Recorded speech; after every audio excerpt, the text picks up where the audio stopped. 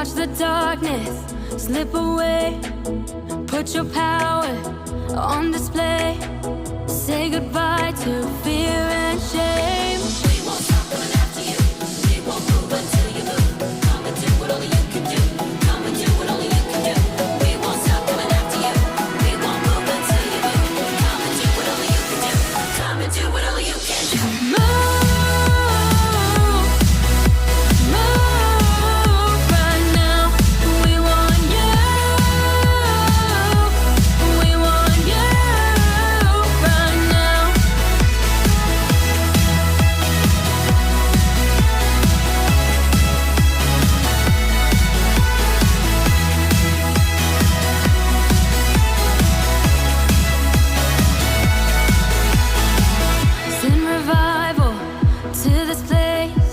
Signs and wonders in his name. We won't stop coming after you.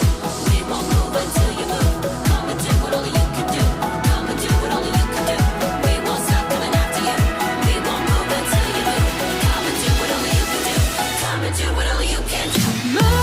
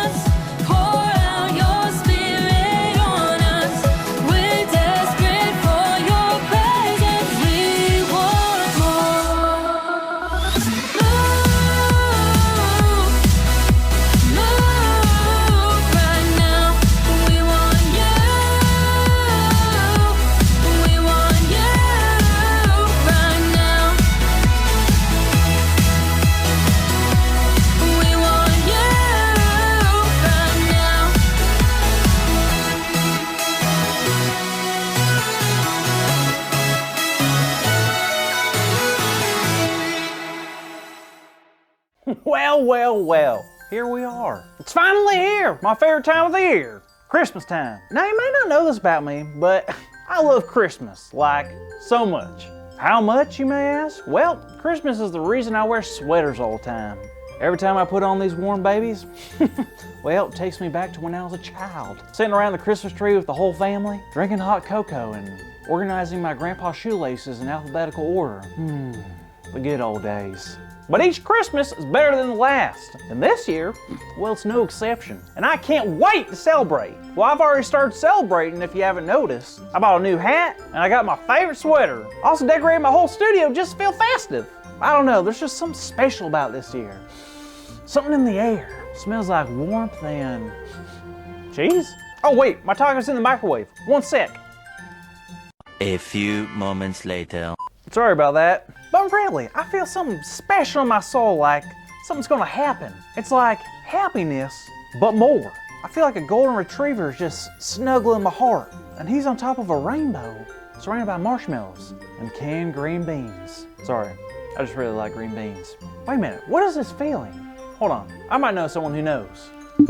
Carl! Andy, how are you? Great, man. I'm getting so excited for Christmas. Dude, me too. I can't wait. That's actually what I wanted to talk to you about. I'm having a strange feeling about this Christmas. Really? Did you eat too many green beans? No, that's not it. It's just I'm getting so excited about this Christmas season, and it's giving me this overwhelming feeling that's just bigger than happiness. Oh, I know what it is. You do? Tell me. Well, let me ask you this. Have you ever heard of the word joy? Joy? Like my Aunt Joy who lives in Milwaukee? No, it's joy. It's like happiness, but stronger, more long-lasting. And true joy only comes from, can you guess who? Elizabeth Raffald? What? Who? Elizabeth Raffald. She invented mac and cheese. What? No, true joy doesn't come from her, but from who created her. God. What? I I had no idea that true joy is given to us by God. That is awesome. It is. I mean, when I think about joy, I always think about that famous Christmas song, Joy to the World. It almost sums up the whole Christmas story. Almost. What does it leave out? Well, I don't know about you, but when I hear a story, I like to hear every detail in that story. Ooh, me too. Great, that is why I love telling the story of two amazing people, Zechariah and Elizabeth, and them receiving some really good news. Oh wow, I don't think I've heard this one yet. Can't wait. So long before Jesus was born and before we started celebrating Christmas, there was this couple, Zechariah and Elizabeth. Now both of them loved God very, very much. They listened and obeyed God their whole life, and one of their many hopes was to have a child together. Oh, that's great. So, did they ever have a kid? They didn't, unfortunately. Elizabeth was actually unable to have children. But one day, Zechariah went to the temple. Why did he do that? Well, he had a job to do, but someone special surprised Zechariah while he was at the temple. Do you know who it was? Ant-Man. Nope. McDonald's. No, that's not even a person. It was an angel, Carl. An angel? Like from heaven? Yep, the angel's name was Gabriel, and Gabriel had a very, very important message to tell Zechariah. Was he going to tell him that there's corn dogs in heaven? No, he told Zechariah that Elizabeth was going to be having a child.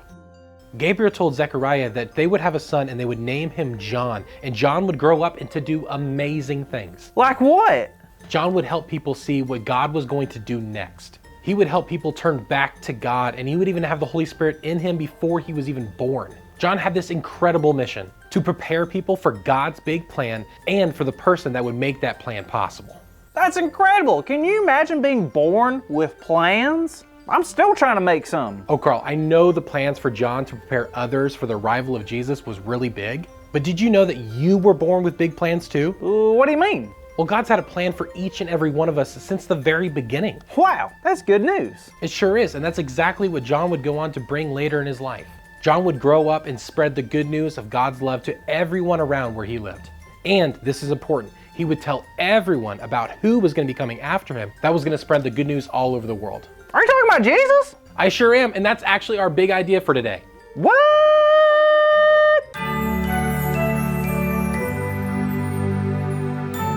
Today's big idea is Jesus came to bring good news to the world. So let's shout out loud on the count of 3. And be loud, okay?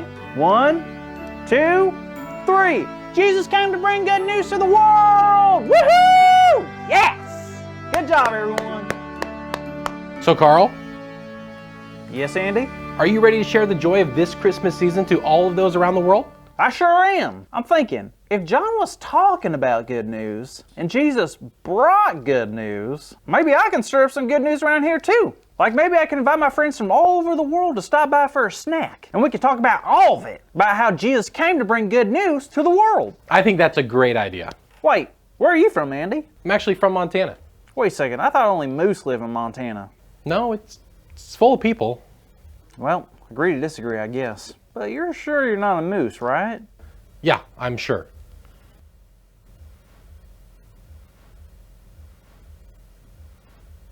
Okay, fine, I'm actually a moose. I knew it! See you next week, kids.